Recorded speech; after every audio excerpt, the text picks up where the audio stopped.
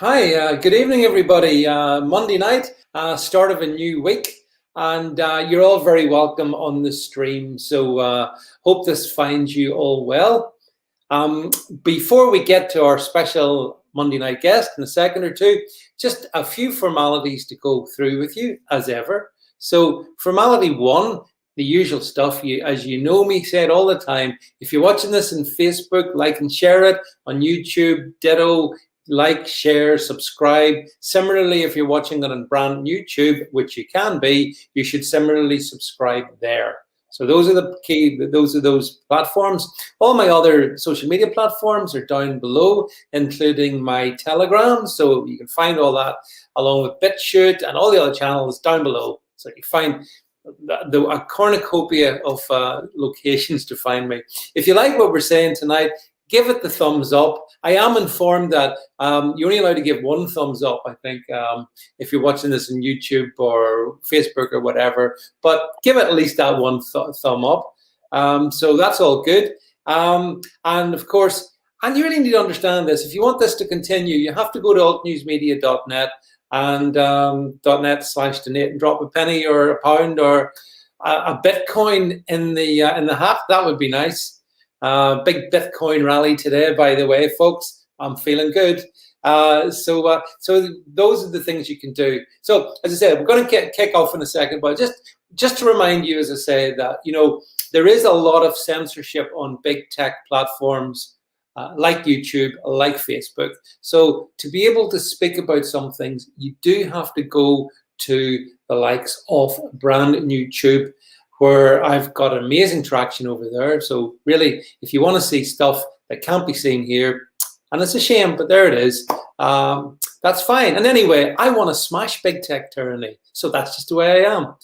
Okay, that's my bit out of the way. So as I say, it's Monday night. It's 8:00, which means drum roll. We'll have to get a drum roll actually in future to introduce or bring on our special guest, and that's, of course, #vote Rebecca Butler.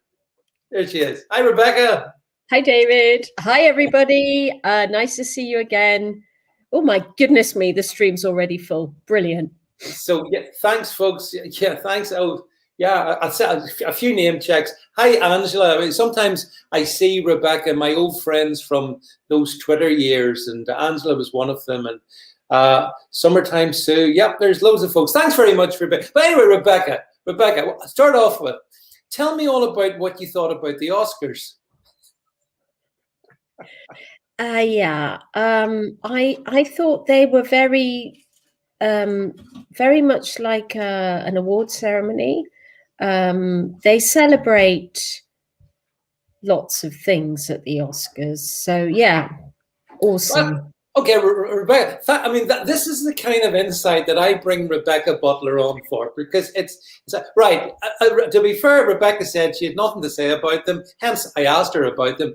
No, I didn't watch the Oscars. Couldn't care less about the Oscars. Woke nonsense, rubbish movies, lack of talent, lack of class, lack of fashion, all those things. And yet, Rebecca, the only bit I would say is, having said all that, do you know the BBC this morning ran their news portal with several stories about the Oscars, and to me that was the news that I'm thinking. I bet you the viewing figures were through the floor, underground.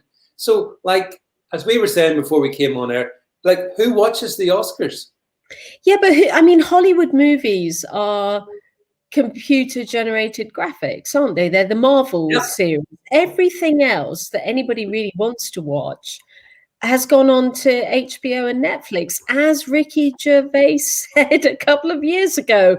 The Harvey Weinstein scandal has just smeared Hollywood, and we're just turned off the whole thing. Oh, I much prefer watching the excellent output that you get on Netflix. I'm a big fan. And so, yeah, I have no interest in virtue signaling, people telling me how to live my life as they fly in on their private jets. So I honestly have no interest in it. But until if Prince Harry won an Oscar, I'd probably be interested in it. because they give me something to talk about.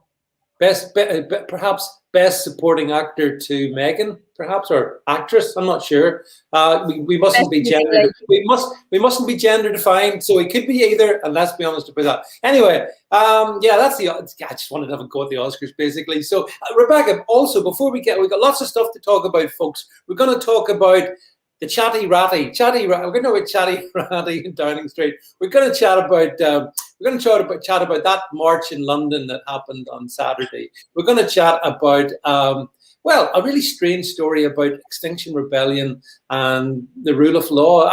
We're going to talk about all that, right? But before we get to that, tell me, Rebecca, how's the canvassing going? Well, the good people of Winchester are not going to get many leaflets from me. They're going to get one, and they're not going to get many people knocking on the door on my account, because I don't think people want leaflets or politicians knocking on doors. My distinct impression is they've had enough. And of course, there's a tsunami of trees being posted through letterboxes all the time across the country. I've always been really vociferously opposed to it because I don't want to receive it myself. And what I've found with politicians is that they think of themselves and then they think of the opposition. So, my candidates as well, they think of themselves first. Well, what's my picture like? Is my name out there? And then they think of, what are the Lib Dems saying? Oh, got to, oh God, what the Lib Dems are saying. They never think about the person behind the letterbox. They never think about the elector. They never think, does my voter want this crap going through my letterbox all the time? And they'll say things like, even if it says no leaflets, put it through. So I won't. If it says no canvases, no leaflets, I don't put it through. If they say go away, I'm not going to do that. Facebook, that's where it is. It's going to be a Facebook campaign. So I've got a 10-day run in now. And the good people of Winchester can turn on or turn off. They don't get me through their front door. That's it. Not happening. Yeah, I mean, the thing about leaflets, Rebecca, is that I don't believe anyone anywhere has ever been swayed by a leaflet. You were thinking, well, which way will I go? And then it comes through your letterbox and you go, yes, now it's clear to me. Now I see. I don't really believe that leaflets have any. I think it's so 20th century. It's from a different bygone era, and yet politicians love it because you get your photograph on it and you get to all the vanity stuff, all that crap. Yeah, I was having a chat with somebody quite senior in our association, and they were saying to me, oh yes, well, the problem with the 2019 or 2017 election was that our leaflet had such and such on the inside and such on. No. The problem with the 2017 election was Theresa May, and the problem with the 2019 election was Theresa May and Brexit. Those were the problems with those elections. I think you need to understand it's got jack all to do with the leaflet. At which point she stood up and said, I better go now. Didn't want to hear about it. I said, it's on PM. Oh, but people don't vote locally. They vote for what's happening. So I'm saying, look at our vaccinations. Aren't we brilliant? Because we are. So that's where I'm going with this. It's all positive. I've got a chat. You may have seen this challenge to you here, but I'll bring it up. Billy Piper's teeth. Good old Billy. Billy says, what if I'm interested in following your campaign, but Facebook is AIDS to me? That's what Billy says. As a would-be elected representative, Rebecca Butler, what do you say back? Tough. Sorry, Billy. It's AIDS to me. Well, have a vaccine, love. You'll be all right. Then come on to my Facebook page at vote.rebecca.butler. Come and join in. Give us a boost. All my lovely live streamers on a Monday. It'd be great to see you. Well, Sarah, can I just say, if you live in Rebecca's area and you can vote, you make sure you vote for Rebecca. I mean, that goes without saying. But actually, Rebecca, have you thought of like you talk about Facebook, but similarly, can you not use Twitter in using the Periscope thingy that they used to have? I know it's different now. Can you use that as well as a mechanism to communicate? So if Billy is unhappy with Facebook, maybe he's happy with Twitter. I don't know. Well, the thing is, David, that I want to keep my identity as well, and I'm encapsulating the campaign into a Facebook page, because I've got a lot of people who follow me on a profile at 5,500, 6,000. They don't want to see Winchester crap, and so maybe the Winchester people don't want to see the other stuff. And Twitter is kind of so fast and furious. I quite like keeping it apolitical and just keeping it me and preserving it as me. So I don't think I'm going to put it onto Twitter, because then, the MPs and central office, they do get a bit twitchy with me anyway, as you can imagine. Twitter, they do get twitchy. So I prefer to remain true to myself and keep my Twitter family happy, keep my Facebook family happy, and just keep it to my Facebook page. And it's going to be big boosting now, because I've said no money on leaflets. I don't want to cut trees down. The money's all going onto Facebook, and I'm just going to flood my division. So okay, well, it sounds as I would expect. You've thought it through. Billy Piper's teeth. I did see your comment regarding Twitter. I agree with you, Billy Piper, in that one. Twitter is absolutely that. But anyway, moving on, Rebecca. We've nearly spent 12 minutes. We haven't even got near topic. Right? Can we bring up the first topic? Because I'm not even sure this is. Bring it up, and we'll see how we go with it, Rebecca. This is about the chatty rat. That was a good name, actually. Chatty rat. So this, folks, in case you've been asleep for the past 3 or 4 days, this is about the whole Dominic Cummings versus Boris leaks, and here we have. I don't know. It's not the most flattering image of the two of them, is it? I mean, they look. They look scared. they do look, well, maybe with reason, and this is all about, Rebecca, as the political fallout relating to, as Jed has at the top here, Dominic Cummings' blog post, which I think did cause some tremors. Now, to be fair, a nuclear dome, and so this is all about the bit I don't care for, Rebecca, is who said what when. I don't really care. But it gives the media class loads to talk about. And I guess for me, Rebecca, my sort of thing is that I thought Dominic Cummings and Boris Johnson made a great team, a great politically effective team. Regardless of whether you even like them or not, you can't deny the effectiveness of them. But now we have this really strange scenario as we're just strolling through the story here, where Cummings seems to be daggers drawn, and Boris seems to be kicking back, and somewhere Carrie's in the background or not, Cherchez la femme and all that. And so what do you make? Is this all much ado about nothing, Rebecca, or do you think this could be a potentially bad thing for Boris, I suppose? What do you think? Well, look, I am going to speak freely about this. Look, Dominic Cummings was the biggest liar on the planet, according to the media this time last year. However, he's suddenly telling the truth. So, seeing that I thought he was telling the truth a year ago, I'm going to stick with that line. I don't think what Dominic Cummings has put on his post, his blog, it's nothing new. He's been blogging like that for a long time. I get his blogs. He's not on Twitter. Why are they saying he's putting stuff on Twitter when he isn't? He's not on Twitter. We know that.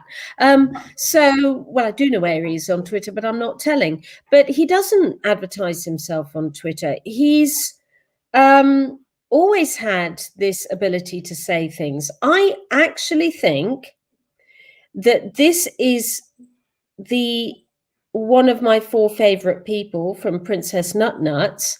I think this is a briefing war, and I think this is the 6th form spads, my favorite people on the planet. The 6th form spads are having this stupid little bitch fight because they're all either journalists or blowing smoke up politicians' backsides. And they're all special advisors in being special advisors. They don't seem to deliver anything that's special or that even remotely looks like advice or special advice, God forbid.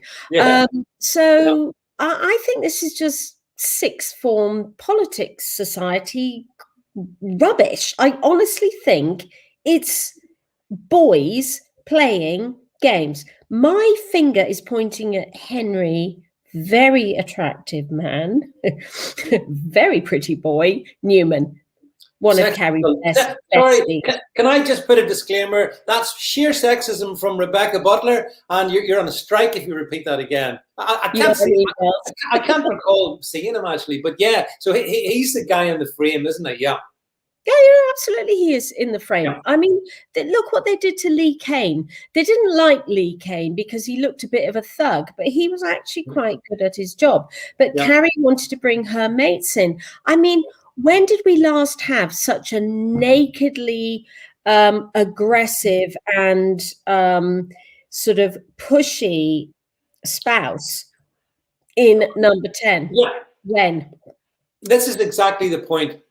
Yeah. Norma Major, very dignified. Thatcher's husband, Dennis, very dignified. And then, Cherie Blair, working as a lawyer. I know we didn't like her and they were quite avaricious, but, Gordon Brown, nice wife, actually, very nice wife.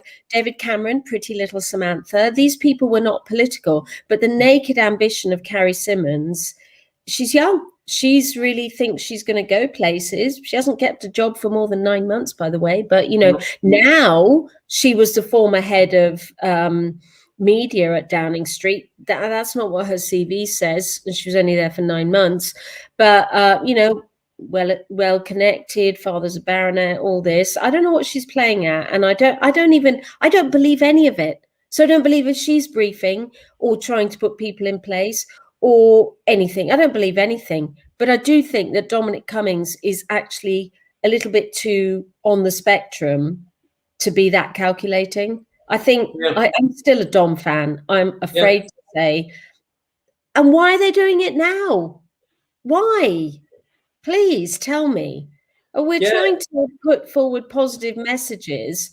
Fortunately, people on the doorstep don't care. They're more interested in potholes, which is because people are more interested. And I think the general public just looks at them and thinks you're all twits. And the Lib Dems and the Labour are no. In fact, Labour is worse. The Lib Dems are just as bad as the Tories. Because Lib Dems are guilty Tories. But the Labour, God, they're worse. They've got criminals acting in their circles. So I'm fed up of it. I'm fed up of them, David. Why do we even spend public money? Why are people more bothered about 2 million on refurbing Downing Street when we're probably paying that lot 5 million to run that dysfunctional group of 26-year-olds? Oh, I can't bear them. Yeah, the thing about it is that the way I see it, and one of the things is that I feel that this is Westminster, this is classic Westminster Village stuff. First of all, point one, you're right, Rebecca. The ordinary person on the Clapham omnibus doesn't care, but it does. The media. There's been a bit of a press frenzy, and there's the media are trying to push one angle on it, which I find myself very conflicted on. And it's this notion that Boris is supposed to have said, I'm sure you've seen the story, he's supposed to have said that he'd sooner the bodies piled up in the streets rather than him introduce a third lockdown. Now, that's being second lockdown. Before he would do it, And of course, in my view, I wish he'd have stuck to his word, because I didn't want to see it. I'm completely opposed to lockdowns. But I just find it really strange that the media is selling this odd line that, Dominic said that he said that about the bodies in the street. And then, and because Boris is a fierce libertarian, which, come on, pull the other one. Not anymore, not in 2021. I just find it's a lot of noise about not very much. But I would say this, Rebecca, Dominic Cummings, like yourself, he's a very effective and he's on the spectrum, no doubt about it. He's got all those things, but he was one hell of a asset to have. And I think the way he's been basically chucked out by Carrie and her pals, I think that could come back, and it may be coming back, because he probably is privy to more stuff. But then now, why are they doing it now? Yeah, I don't get it. You know, and they're saying that it's more left-leaning people are doing the leaks. Now, the great thing about Dom and Boris running the show was there was no leaking, no plumbers required at Downing Street.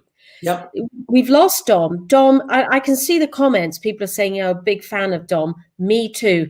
Data scientist, evidence-based decision-making. Yep. And we knew this time last year that Dominic Cummings criticised the Prime Minister for not locking down earlier. I'd always said Boris the Libertarian. And to hear that Boris and Rishi were against lockdown in October, and that it was Dominic Cummings pushing it. It was also Michael Gove. Please let's not forget Michael Gove, Dominic Cummings' former boss. Is this Michael Gove positioning yet again for leadership? I did wonder if Johnny Mercer was positioning himself for leadership. But, you know, why are they, what are they getting out of this? I don't get this. And so it's like I said the other night, when somebody says they're a pathological liar and they're ill with being a pathological liar, how do you know they're not lying about being a pathological liar? You don't know. No. So this web of wannabe journalists, wannabe politicians, wannabe policy wonks, they're all twits. They really are. We had nothing to do with them when we were at university. They were reading manifestos while we were out having drinks. They were weirdos. So I agree. Yeah, 100%. Yeah. I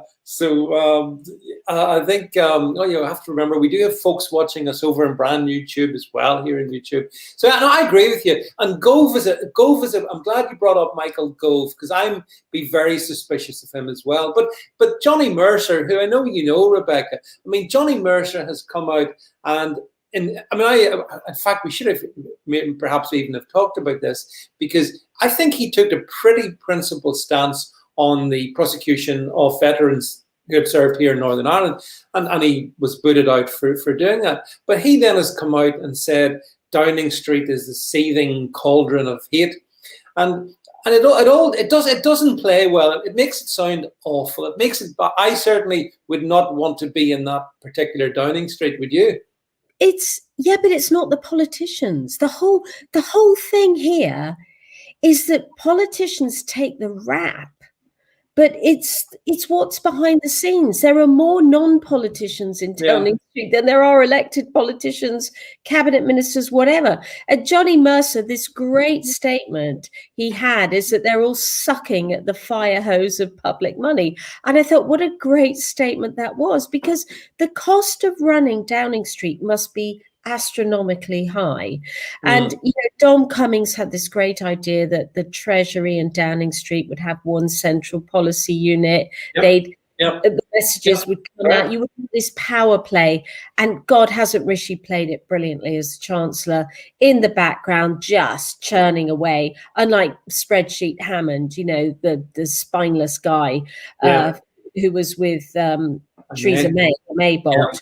Spreadsheet Phil was just nakedly ambitious as well. Rishi's keeping his powder dry. He's doing his job. He's quiet. He's supportive. There's one point of reference. But I want to just finish on one really, really big point that everybody has missed. Where is Allegra Stratton? Yeah, on her way out the door, I think is the answer, isn't she? She's reporting on COP. Yeah. And that's it. We were meant to have this presidential style Laura McInerney, who did it for Trump, that beautiful lawyer who just ripped those journalists apart and remembered what they'd written 3 years ago. She was, I'd loved to be in her position. I would have loved that job. Allegra Stratton gets it in a blaze of glory. Yeah. So remember, she was appointed because Princess Nutnuts wanted it, and Lee Kane had to go so that Allegra Stratton came in. Yep.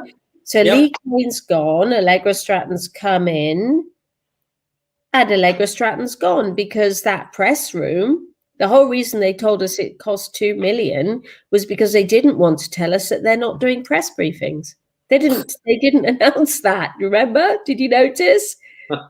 Allegra Stratton has lost her job. Yeah, I know. As you say, it's a whole circus of non-elected, fundamentally, people who. But then again, I blame the. I mean, okay, who puts them in position though? The politicians choose to have their spads. I think all spads should be removed.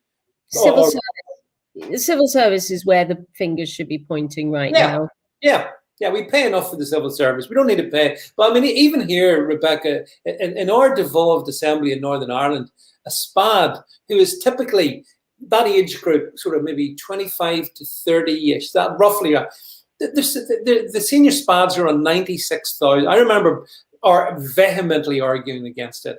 But I mean, I totally ignored, obviously. But 96 grand for these people is obscene because it's your money, my money, and the people on the stream's money. It's our taxes, isn't it?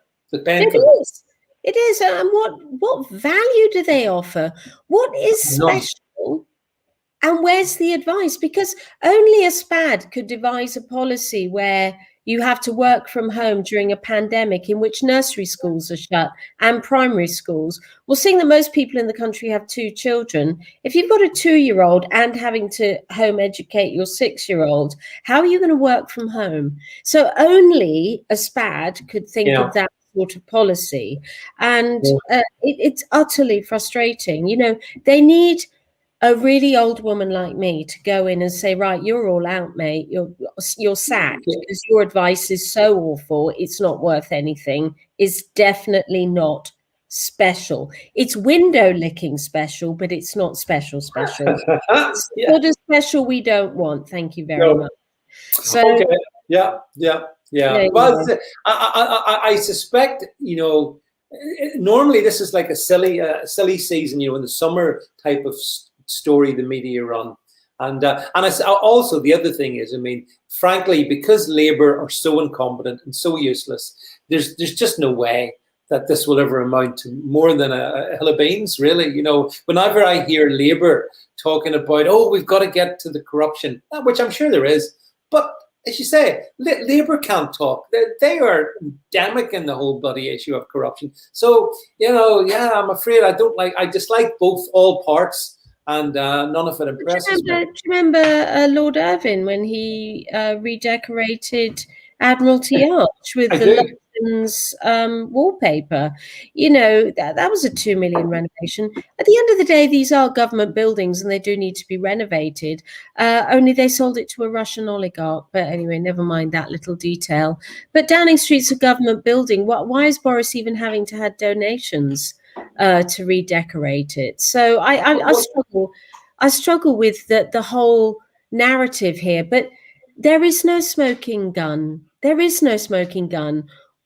Is this because of the elections they're putting all of this out? I mean, all Labour wants is a report. They want a parliamentary inquiry. That's all they ever want. They don't want to do anything. But Rebecca, you might be right. Maybe this is all part of May the 6th. Maybe, do you think that it provides something else to talk about than COVID?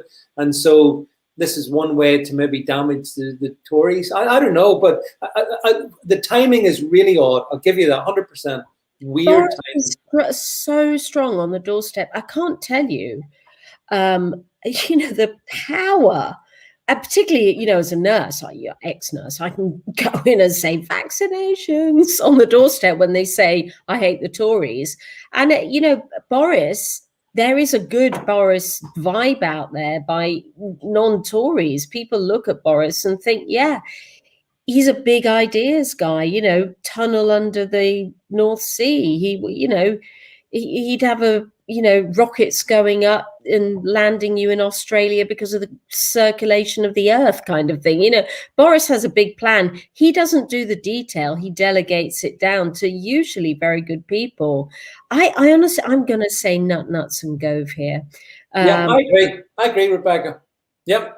That's where I am. Yeah. As ever, we oftentimes, despite our differences in some topics, do see these things similarly. I reckon it's not nuts and gold as well, which is a pretty unholy alliance in all kinds of ways. But anyway, that's enough flimsy talked about. Right, Rebecca, I just wanted to check, were you at the parade in London I didn't see you there on Saturday in London, but I did see this. I want to just show you a quick clip. I'm going to get that a few seconds. So if Jed, we can bring it. So this was the embankment, I think, going right the way back. And then beyond the bridge, you can see it going, guys, pretty substantial. Yeah, and then draw back. And Rebecca, several things to talk about as regards the march. Most particularly, now I don't claim to be a mathematical genius, but when I looked at those numbers, my first response was, I think that's a couple of thousand, maybe 5,000, maximum 10,000. I didn't really think that. But yet, the BBC, in their infinite wisdom, were tweeting away on Saturday, 5 to 10,000. I think it was 5,000 at one point. Then I moved up a wee bit. I reckon most sensible people, having looked at that, have concluded it was maybe 40,000. That was Dominic Cummings on the phone to Rebecca there. Hi, Dominic. Get back to you. Yeah. Just speaking to David. Yeah. Yeah, get off the phone, Dominic. She's got much more important people to talk to than you. So I reckon 40 to 50,000 people anyway. And I wonder what drives the BBC animus against just report, even if you completely disagreed with it, given the numbers a bit more accurately. What drives them in that regard, do you think? I don't know, because the thing is that then becomes the story, doesn't it? And this is what turns people off. It happened with Trump. Everything about Obama was positive. Everything about Trump was negative. You still hear that. And why make yourself the story? When I was a football referee, I used to referee the match, not as a player, not as the star, but as the referee. If a referee is silent and the game isn't about the referee, you've had a very, very good game. If you have players coming and shouting at you, you're not a very good referee.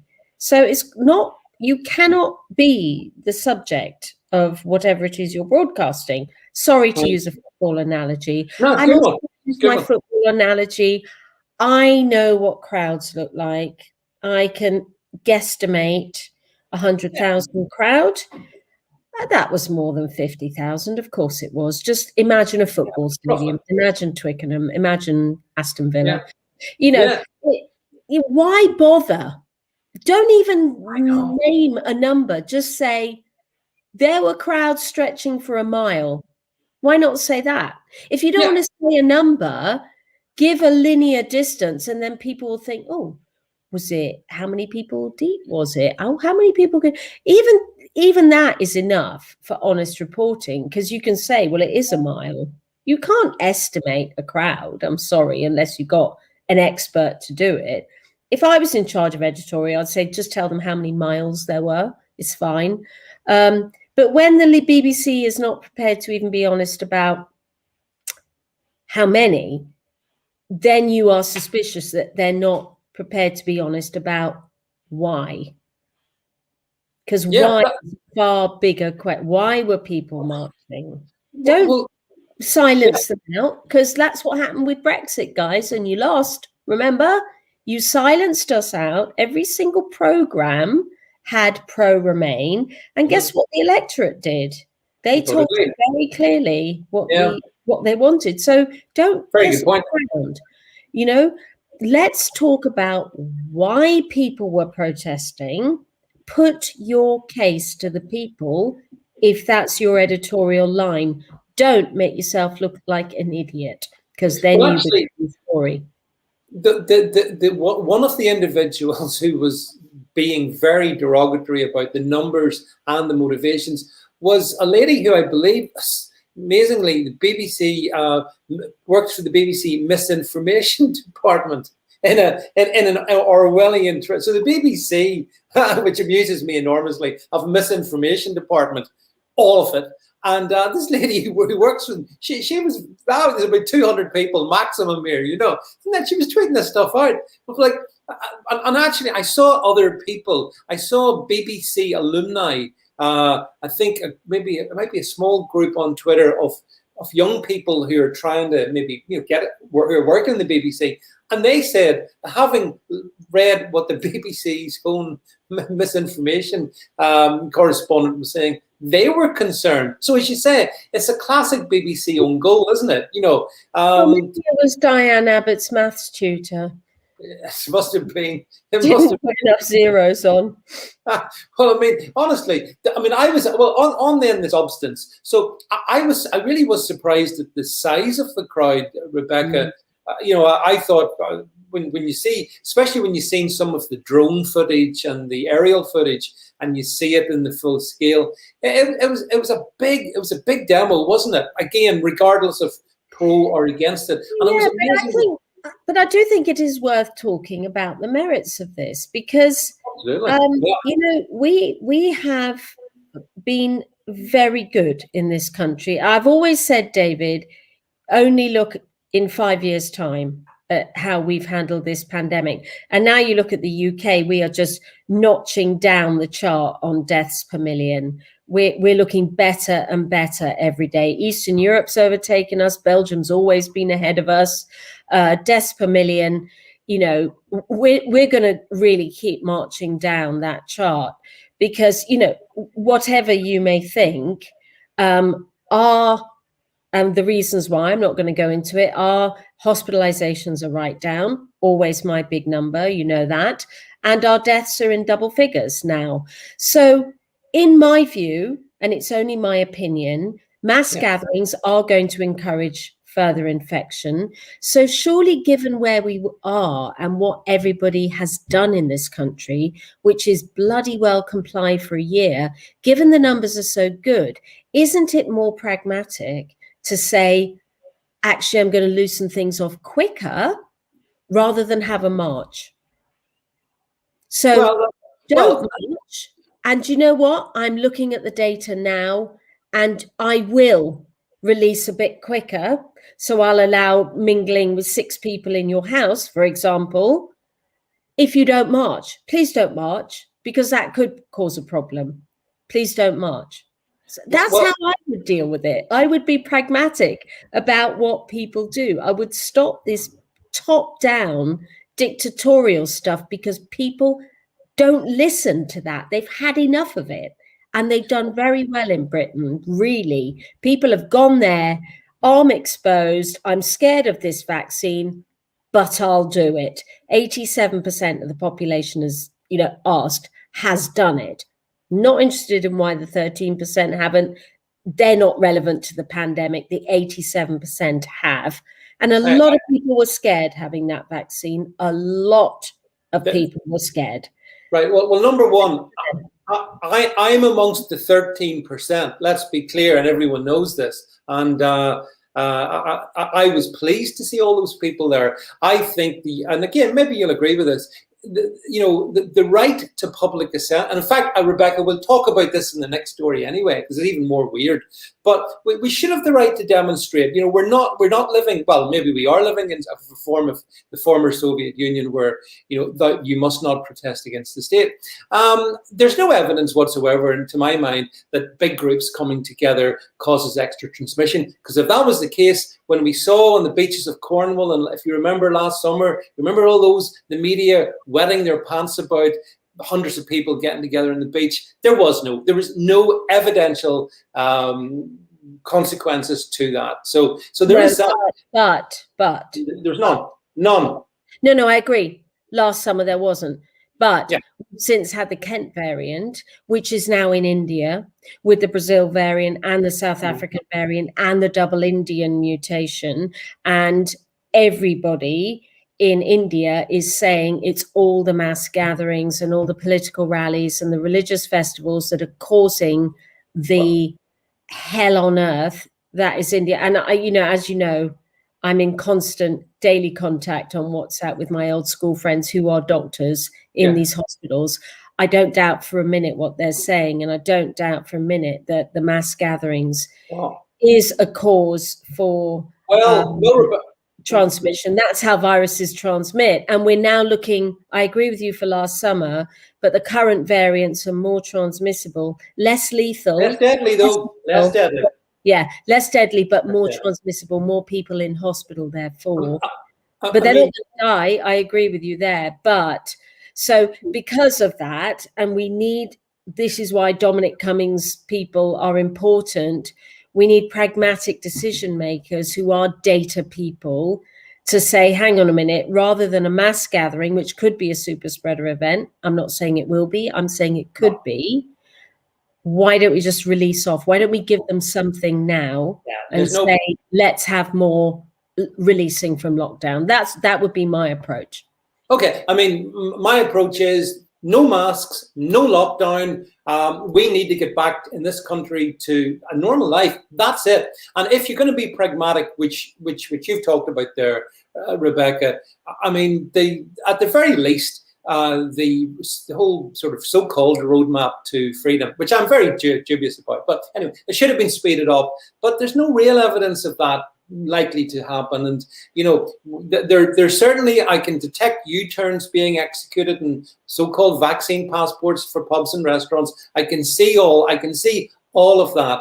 And as regards India, like you, I talk to people in India as well because of my connections. And there's a conversation to be had regarding India, but I can't have it on YouTube, unfortunately, because of the way YouTube operates. So if those of you who follow me on brand YouTube, you'll see stuff there.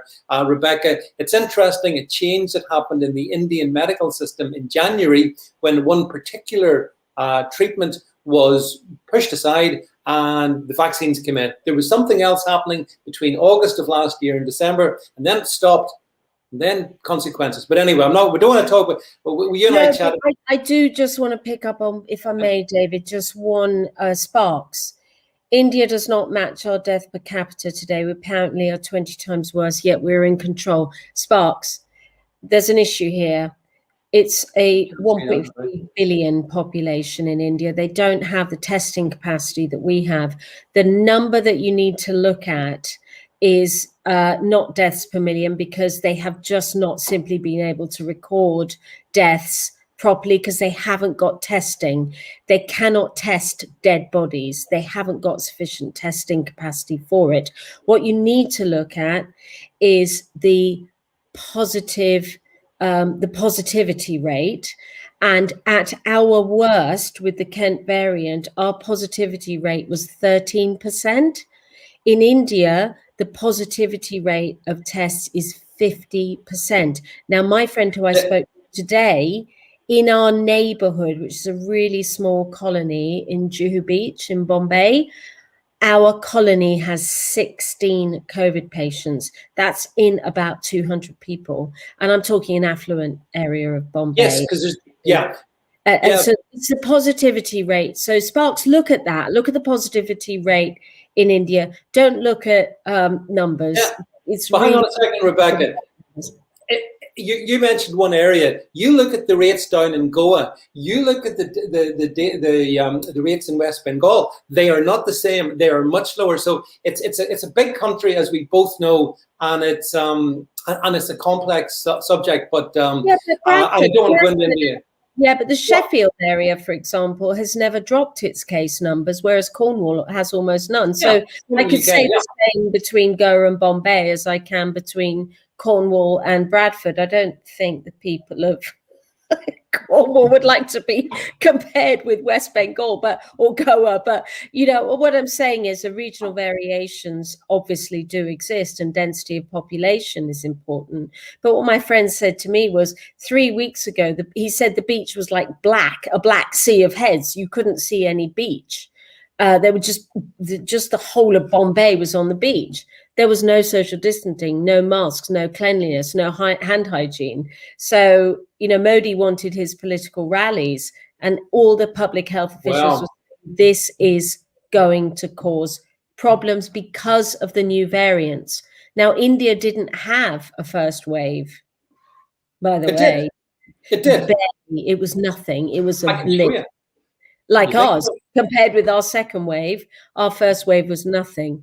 So India had almost nothing, and now, my God, it's raging. So I know it's not killing as many. I do know that, but you have to understand that doctors don't have enough tests to test the dead as well as the alive. So it's positivity rate that's the important number. Yeah, actually, if you look at the Indian cycle in terms of the first wave and then the second, much smaller wave, which it is going through at the moment, based on current stats, it's not dissimilar to the UK, almost like a virus cycles, almost like that. But anyway, Rebecca, we're talking about bloody India, and we started trying.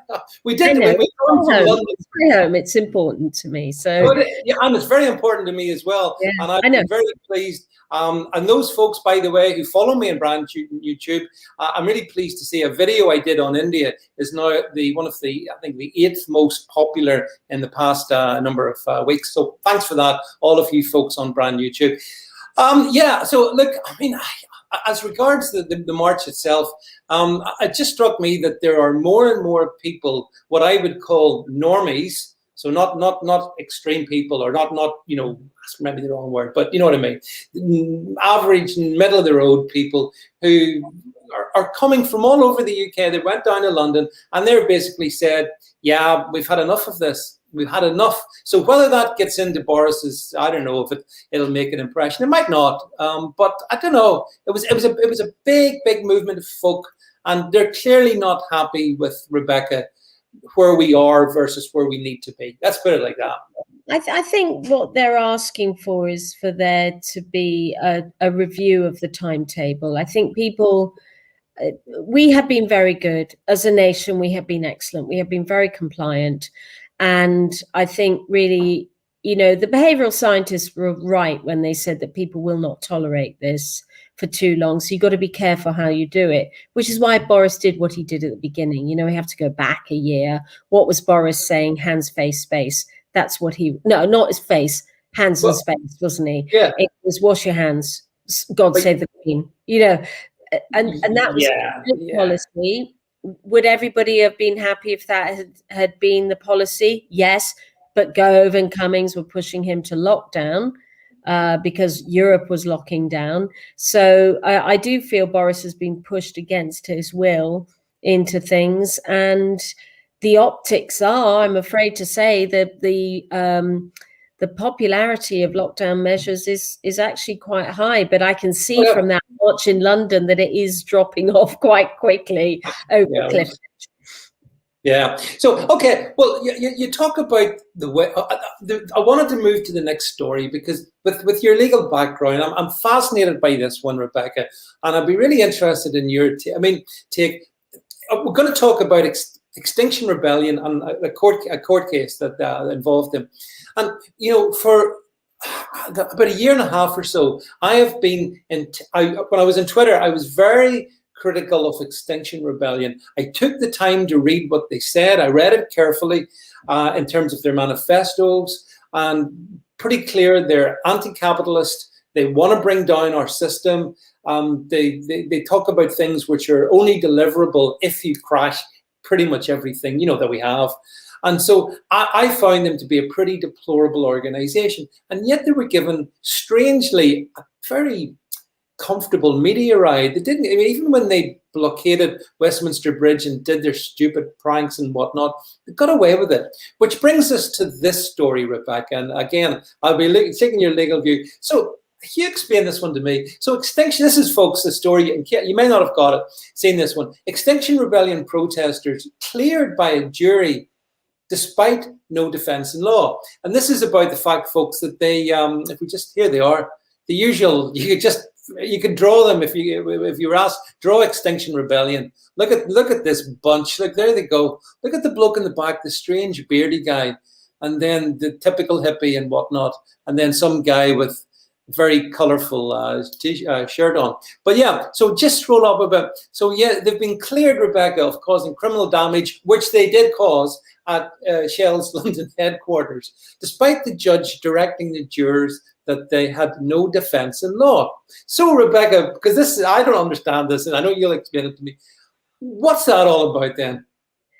Well, I love these stories. I mean, if ever you have to have an argument for having a jury system of law, as we do, this is one of the finest examples of having a jury system, whether you agree with the result or not. So if I could just be indulged for 2 minutes, David. Yeah, go ahead. Yeah, I'm all ears. Just tell you a little story, tell everybody on the stream a little story. There was a chap called Clive Ponting who was a civil servant back in the 1980s. And Clive Ponting very famously wrote a book. And in the book, he basically blew the whistle on Margaret Thatcher's decision to sink the General Belgrano, which was a submarine in the Falklands War. Now, it turned out that the submarine might have been heading in away from the exclusion zone. It may have been a little bit in the exclusion zone or a little bit out of the exclusion zone, but it was leaving the exclusion zone, and we torpedoed it, and all souls on board were lost. So the General Belgrano was a big story in 82. In 89, Clive Ponting wrote his book, and under the 1988 Official Secrets Act, Clive Ponting was flagrantly in breach of the Official Secrets Act, the act that if you work in government, you ain't allowed to blab about it, okay, particularly when it's on issues of national security. So he gets prosecuted for it. Police go and arrest him. He gets interviewed. And he says, well, I've got a public defense. People need to know this. And they say, no, you have not got a public defense when it comes to national security under the black and white rule of the Official Secrets Act. It says X, Y, Z, and thou shalt not, and therefore that defense of public interest does not exist. So he runs a trial. It's not a big trial. It's not a complicated trial. I could have run the trial. You know, I could have defended him or prosecuted him. Did you do that? Yes. Is there a defense? No. Well, there you are. What's happened with the Extinction Rebellion? Did you throw paint? Yes. Is it criminal damage? Yes. Have you got a defense? No, there is no defense to that. The throwing paint, there is no defense. It's criminal damage. Blabbing about official secrets, it's an offense. You go to prison. Judge goes out and at the end, summarizes the evidence and then directs the jury on the law and says, right, the defendant has raised the defense of this. It isn't available to this defendant as a defense in law. And I've just been told that General Belgrano was above the water and our submarine sank it. Thank you to my researcher. So sorry about that. I got it wrong. So the judge says, well, this is the law. You either have a defense or you don't. Clive Ponting does not have a defense. Public interest is not a defense to the Official Secrets Act. I direct you to convict him, says the judge. Jury walks out and within 5 minutes comes back and acquits him. And there is nothing a judge can do about it because the jury's decision is final. This, by the way, is why so many rape cases go to acquittals, because the jury take a look at it and think, I don't think so. And in this case, Woking London jury, Southwark Crown Court, got the XRs in there. We don't do jury selection in this country. So they've managed to muster a jury together, probably all quite young, probably all think there's a climate emergency and polar bears are going to be sunning themselves on the beaches of Cornwall this summer. They probably thought, I quite like them, you know, with their beards and their smelly armpits, you know, can't have them go to prison for that, because the jury gets very obsessed about what punishment there'll be if they convict. So they'll always convict a paedophile, but if you've committed criminal damage, bless them, look at them, can't send them. So they acquit them, they ignore the judge, and the great power of a jury is you can. It's a great system. Yeah, it's interesting. You and I talked going back now, I can't remember, quite a long time ago, about the difference, Rebecca, between the US, the United States judicial system, and the British judicial system. And you were making some really good points. I was speaking with Alana Mercer on a live stream on Friday. And one of the things that we talked about, Rebecca, was that just ahead of the jury decision on the Derek Chauvin case, you had the US president, the most powerful man in the States, weighing in, saying that, well, in his opinion, this was a foregone conclusion. We had other members of Congress saying exactly the same. And I was sort of saying, it's really strange to see, because the jury at that point had not made the decision. It was close, but it hadn't, the trial had not, the decision had not been made. And that kind of blatant interference in the judicial system, that wouldn't really be tolerated in the UK, would it? If there was a British judge, because as Alana said to me, you've got Amy Comey Barrett, I think. She's got a book deal out, Rebecca. She's only been in the Supreme Court for less than a year. She's got a book deal. She'll be flogging her book. When did you last see a High Court judge going around the TV shows talking about his latest book whilst he's in the job? No, I mean, I was tweeting saying this is why our system is so robust and so good. Yeah. You would never, ever have that. And I have to say why. Because if I was defending Derek Chauvin, that would be automatic first ground of appeal, that the jury was swayed. I mean, I would never have allowed him to be tried in Minneapolis anyway. I'd have had him tried in Florida to have a fair trial. But from the start, they were determined to get a conviction for Derek Chauvin, whatever the evidence was. And I'm not talking about the evidence now. I'm just talking about the behavior around the trial. And I'm not interested in the whys and wherefores of George Floyd and whether he was I'm not interested in that. Yeah. The whys and wherefores of the trial, they select their jurors from a pool of 100 people. They selected their jury, and then the jury gets bombarded with reasons why they have to convict. And the judges live in a complete dream world, la la land, where they say you mustn't look at social media. I mean, hello. It was all over the shop. So that guy was never in this country going to get a fair trial. Never. It's an automatic ground for appeal.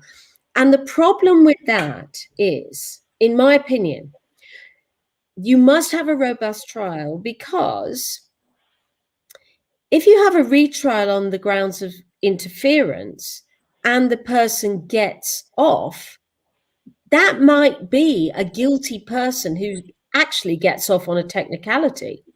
So it could be that Derek Chauvin will be seen to have not had a fair trial, and therefore he's acquitted. And that is not going to do any good if he actually is guilty. And all the George Floyd grieving relatives and no doubt people needing new trainers, it's all going to kick off again when his appeal comes. Because if the appeal court says, well, that wasn't a fair trial, you politicians need to shut up, you could end up with even more trouble. So it's best to shut up and let the judicial process play its part and run its course. You have to. And how did everybody know what time the jury was coming back? How did they know that? Oh, they'll be out for 10 hours, they said. And lo, as if a voice from above, they were out for 10 hours. It was bizarre. Yeah, it was a great illustration to me, Rebecca, of the difference between, you sort of think in your mind, UK, US, similar. We're not when it comes to the whole judicial system and the way it operates, it's dramatically different. And I know we've got some Americans on the stream tonight. I've got City Troll on the stream. And I have to say, I thought it was farcical in terms of the way Biden and Maxine Waters and some of these other people were blatantly interfering. And Biden was the worst, though. I mean, can you imagine a court case where Boris Johnson actually gets up and says, well, this is before the jury makes any verdict. Oh, well, I think they're definitely banged to rights, and let's hope the jury does the right thing. I mean, he would be tried for contempt if he did that here, wouldn't he? I mean, it's an automatic ground for appeal, and this is going to be number one.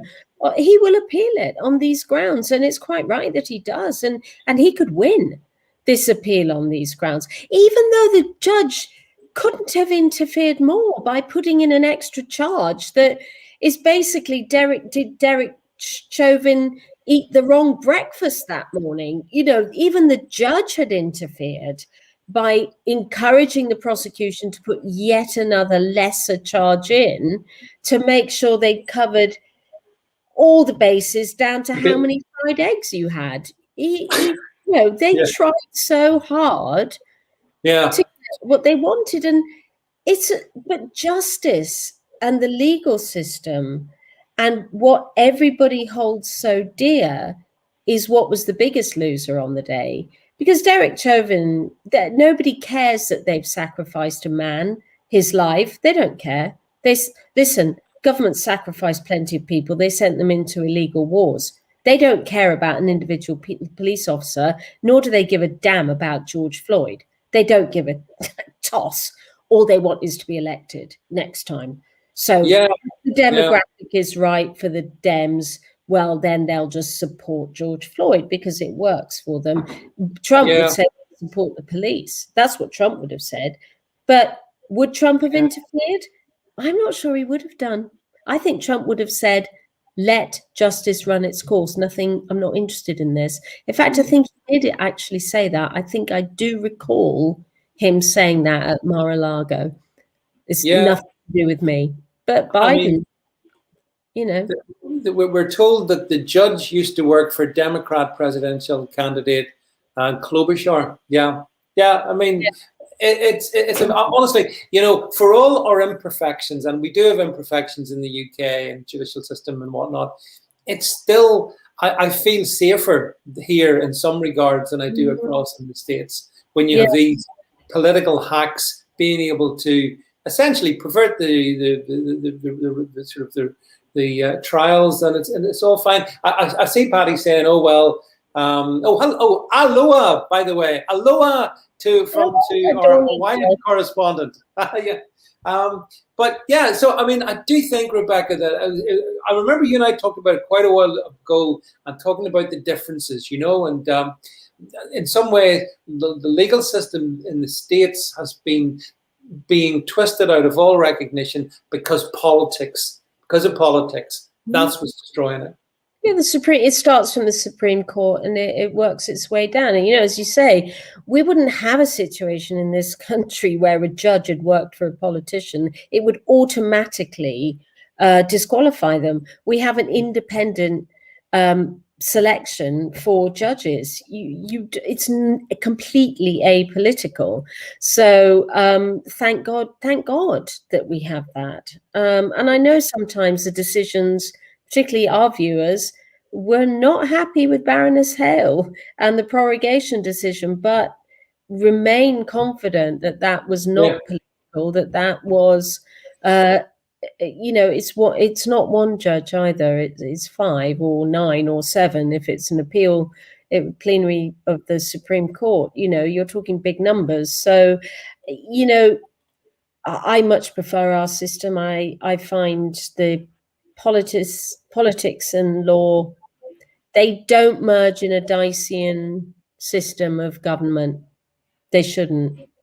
No. It's interesting that the more kind of informed American people I speak about, they totally see that, Rebecca, and they look across with some envy.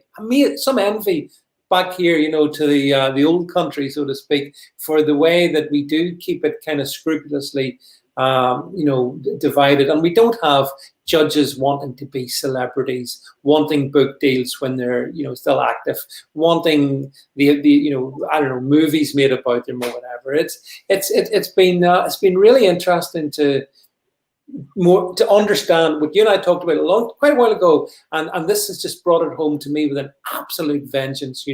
So we should be proud with our common law system because this is a system that we've exported to the Commonwealth. And so India adopts our system, Australia adopts our system, South Africa adopts our system. Many of the ex-Commonwealth, our Supreme Court is the, oh, hello, Anthony. Nice to see you. You're one of my buddies.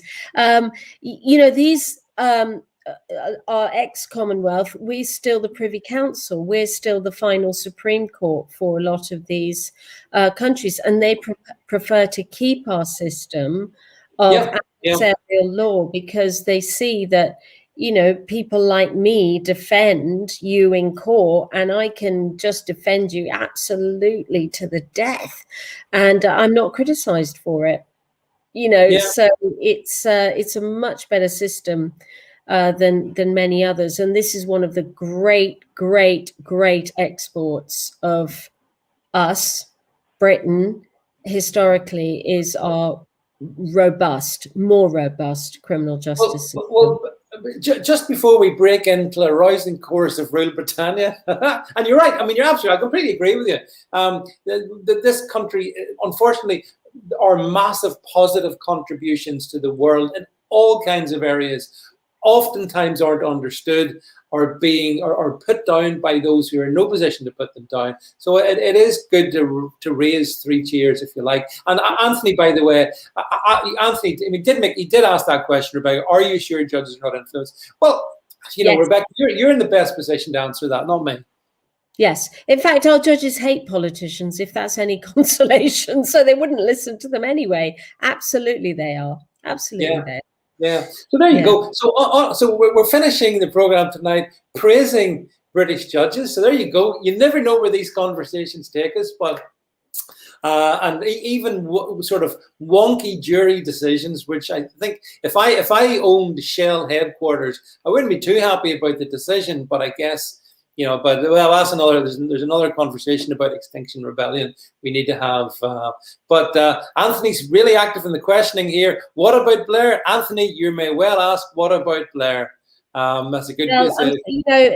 I'm afraid there is no political involvement in recruitment of our judges. Absolutely none. Absolutely none at all. It just doesn't happen. Zero. I mean, what the political bent of the judges is, well, I can't talk about that. They are entitled to have political views. They are entitled to vote. I don't know about that. Whether that influences their rational, the way they rationalize a case, I can't comment on that. But I can tell you they are not political appointments. Politics has nothing to do with appointment of judges in the UK and everything to do with appointment of judges in America. DAs, district attorneys, are elected. It's political. Yeah, which is, well, again, there's actually a whole program in the way things work in the States. And especially as the States goes into this kind of hyper politicized period now, especially after Trump and with this Biden regime, and you would sort of think that the judicial system could be a bulwark against egregious overreach. I'm not sure that's going to be the case at all. I'm not even sure that it can be. Donny Girl makes the point, DAs are the worst. So there you go, Rebecca, you're speaking to the choir. Anthony, who is extremely prolific, by the way, Anthony, most prolific commentator, didn't they have to demonstrate diversity leanings? I don't know. Again, Anthony, you're asking great questions, and you've got the right person here in Rebecca to answer them. Well, the bar training, you have to do your diversity training, but that's okay. That it was, when I did it, it was quite mild. I didn't have to agree that gender is fluid or anything like that. It was just what we were taught was, don't assume you understand or know how to pronounce somebody's name. So that was, I mean, the bar is not racist, it's not sexist, it's not ageist, it's actually completely egalitarian profession. I have to say, you get shouted at for not knowing your stuff. You don't get shouted at for what your identity is. So a massively egalitarian system. But we have something enormous to be proud of in the British system of justice at all levels. Well, we need a discussion on the Police and Crime Commissioner and why is that a political appointment? But that will have to wait for another night, because on this note, of harmony and appreciation of some of the good things that we do have, we'll bring events to an end. So, first of all, thank you, Rebecca, for being here on Monday night. It's always such a pleasure to see you and to have you here. Thanks, everybody, for being on the stream. Thanks for all your comments. Meek, mild, and otherwise. It's free speech, as long as it's kept civilized, we allow on this platform. Big welcome again to all of those watching in brand YouTube. Do appreciate that there as we try to break the digital gulag. So I'll be back later in the week, but that's it for tonight. So it's good night from me. And it's watch me at 7 o'clock on Wednesday, because Jay Beecher is coming to tell us about criminal prosecution of Labour MPs and politicians. We're doing another hour on criminality in politics. That should be fascinating. Yep. So do make sure that you watch that. I'll make sure we send out all the advance leads to that, but I'm sure that'll be good fun. So lots to look forward to, folks, as the week moves on. So, but for tonight, that's it. So bye, everybody. Catch up soon. Cue music.